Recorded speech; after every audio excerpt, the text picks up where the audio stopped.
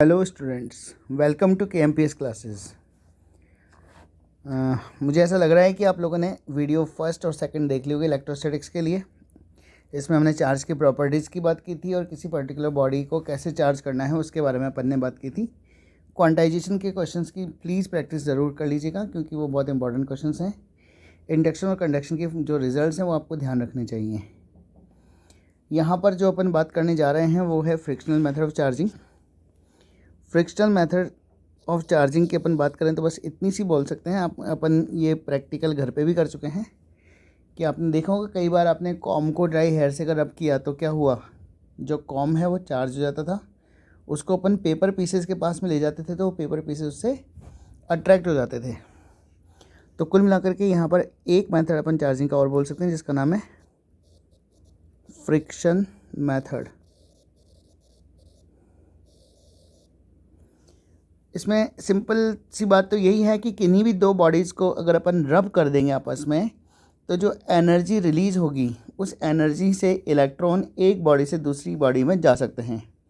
जिस बॉडी की electron affinity ज़्यादा होगी, डेफिनेट सी बात है कि उसके पास इलेक्ट्रॉन आएगा, यानी कि वो नेगेटिवली चार्ज जाएगी।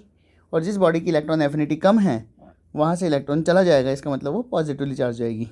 तो यहाँ पर अपन सिर्फ इतना सा लिख रहे हैं कि when two bodies are rubbed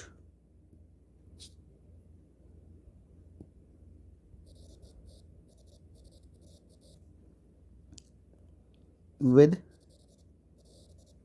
each other, then electrons may transfer from one body to another. So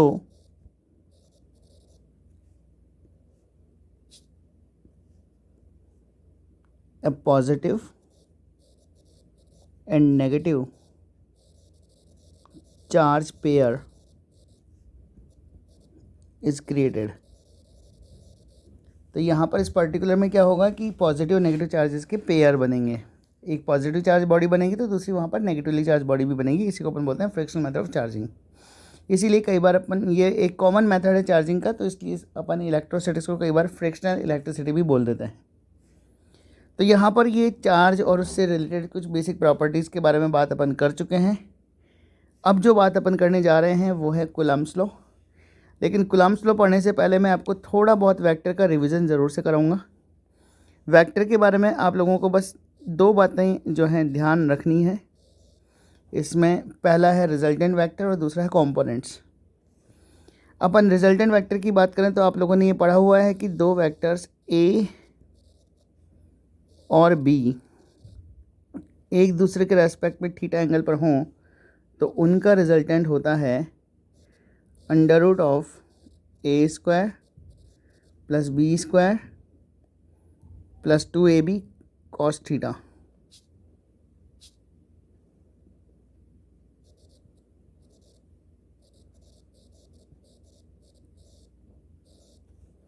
यहाँ पर अगर मान लीजिए रिजल्टेंट वेक्टर ए के साथ में अल्फ़ा एंगल बनाए तो आप लोगों ने पढ़ा हुआ है tan अल्फ़ा की वैल्यू होती है b sin theta upon a plus b cos theta.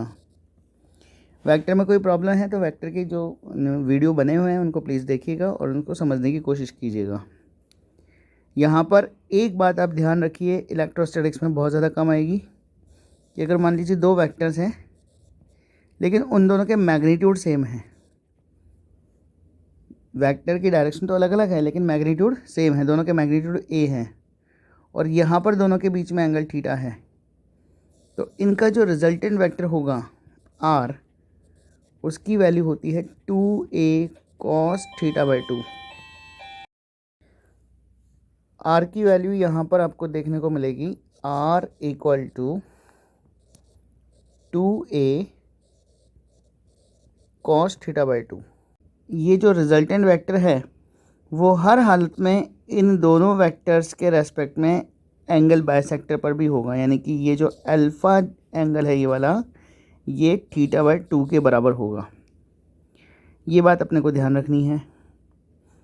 यहाँ पर एक सिंपल सी बात और ध्यान रखिएगा कि अगर एक आर्क है अपने पास में ए बी, और ये मान लीजिए अल्फ़ा रेडियन का एंगल सब्टेंड कर रहा है अपने सेंटर पर, और इसकी रेडियस अगर आर है, तो ऐसी कंडीशन में यहाँ पर आर्क ए बी की जो वैल्यू होती है वो आपको पता है आर अल्फ़ा है।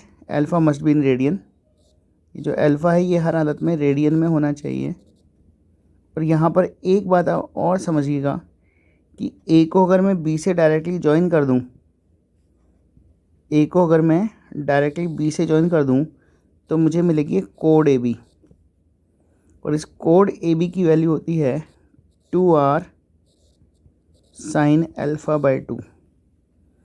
ये कुछ बेसिक सी बातें हैं जो कि वेक्टर और बेसिक मैथमेटिक्स से रिलेटेड हैं, तो इनको प्लीज़ ध्यान रखिएगा, ये हमारे काम आने वाली है। तो अब यहाँ पर अपन स्टार्ट कर रहे हैं इलेक्ट्रोस्टैटिक्स का एक बहुत ही इम्पोर्टेंट लॉ जिसका नाम है कूलम्ब्स लॉ।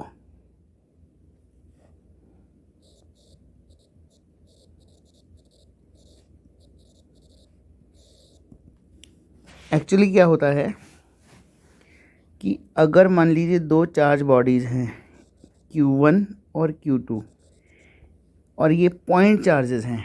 पॉइंट चार्जेस का मतलब क्या होता है? तो पॉइंट चार्ज का मतलब ये है कि दोनों चार्जेस के बीच में जो डिस्टेंस है वो उनकी साइज़ से बहुत ज़्यादा होनी चाहिए। जैसे ये Q1 और Q2 के बीच में जो डिस्टेंस है ना बेटा R, ये जो डिस्टेंस है ये इन चार्जेस की साइज़ के रेस्पेक्ट में बहुत ही बड़ी होनी चाहिए। अपन किसी भी बॉडी को पॉइंट चार्ज बोल सकते हैं। अपन जो है इसको भी पॉइंट चार्ज बोल सकते हैं। कब बोलेंगे पॉइंट चार्ज? जब हम इसको बहुत दूर से देखेंगे। ऑब्जर्वर इसका बहुत ही ज़्यादा दूर होगा तो अपन इसको पॉइंट चार्ज बोल देंगे। यहाँ पर इस पर्टिकुलर में अगर दो पॉइंट चार्जेस हैं, ये दोनों स्टैटिक हैं, ये मोशन नहीं कर रहे हैं। अगर मोशन कर देंगे चार्ज तो वो मैग्नेटिक फील्ड क्रिएट कर देगा, मैंने बताया था आपको। तो यहाँ पर इस पर्टिकुलर में ये जो चार्जेस हैं कैसे होने चाहिए? स्टैटिक होने चाहिए। नंबर 1 पॉइंट चार्ज होने चाहिए, नंबर 2 स्टैटिक होने चाहिए। अगर ऐसा हो रहा है तो यहाँ पर अगर इनको वैक्यूम में रखा जाए तो ये इनके बीच में एक दूसरे के ऊपर लगेगा फोर्स और ये जो फोर्स लगता है वो डायरेक्टली प्रोपोर्शनल होता है इन चार्जेस के मैग्नीट्यूड के प्रोडक्ट के। यानी कि इनके ऊपर लगने वाला जो फोर्स है वो डायरेक्टली प्रोपोर्शनल है magnitude of the product of the magnitude of the charges के। और इनके बीच में लगने वाला जो फोर्स है वो 1/r² के प्रोपोर्शनल भी होता है, where r is the distance between the charges. कुल मिलाकर के यहाँ पर इन दोनों को आपस में ज्वाइन कर दिया जाए तो इसी को अपन बोलेंगे कूलम्ब्स लॉ। तो कूलम्ब्स लॉ का स्टेटमेंट क्या है? तो कूलम्ब्स लॉ का स्टेटमेंट है if two static point charges, static भी होने चाहिए और पॉइंट चार्जेस भी होने चाहिए, are placed small r distance apart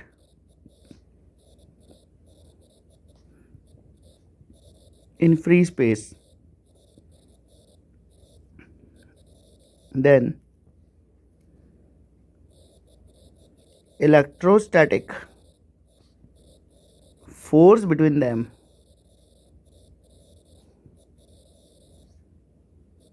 is number 1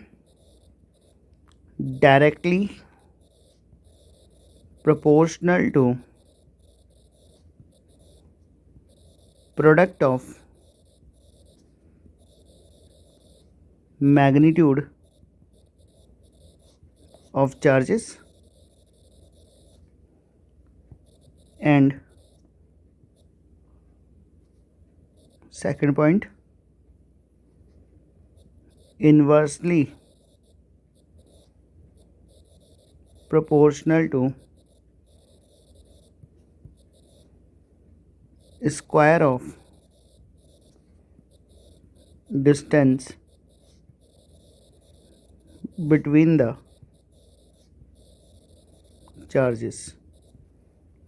तो कुल मिलाकर के यहाँ पर ये जो दोनों स्टेटमेंट अपन ने बोले हैं, इन दोनों को अगर आपस में मिला दिया जाए तो जो इलेक्ट्रोस्टैटिक फोर्स है दो चार्जेस के बीच में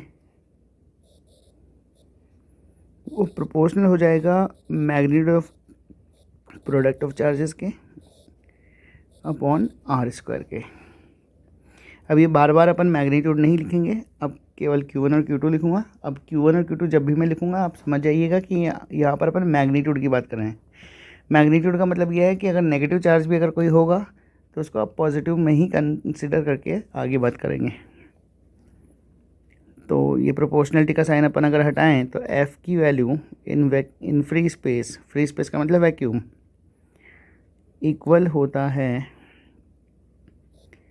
K Q1 Q2 upon are square. यहाँ पर मैंने Q1 और Q2 लिखा है तो इसका मतलब वो मैग्नीट्यूड ही लिखा है मैंने, ध्यान रखिएगा। वैक्यूम के केस में या फ्री स्पेस के केस में K जो है इसकी वैल्यू अपन 1/4πε लिखते हैं। यहाँ पर ये जो K है इसकी वैल्यू 9 × 10⁹ न्यूटन मीटर स्क्वायर पर कूलम स्क्वायर होती है। यहाँ पर ये जो एप्सिलॉन नॉट है इसको अपन बोलते हैं electrical permittivity of free space. Epsilon की वैल्यू अगर आप कैलकुलेट करना चाहें तो ये वैल्यू आपको मिलेगी 8.85 × 10⁻12 कूलम स्क्वायर पर न्यूटन मीटर स्क्वायर। ये इलेक्ट्रिकल परमिटिविटी क्या होती है अभी थोड़ी देर में आपको समझ में आ जाएगी बात। इन CGS सिस्टम K की वैल्यू 1 9 सेंटीमीटर स्क्वायर पर ESU स्क्वायर होती है। ये सारी की सारी बातें आपको ध्यान रखनी है। कई बार क्वेश्चंस जो है CGS सिस्टम में ही दे दिए जाएंगे, चार्जेस वगैरह स्टेट कॉलम में दे दिए जाएंगे और जो फोर्स है वो डायन में दे दिया जाएगा।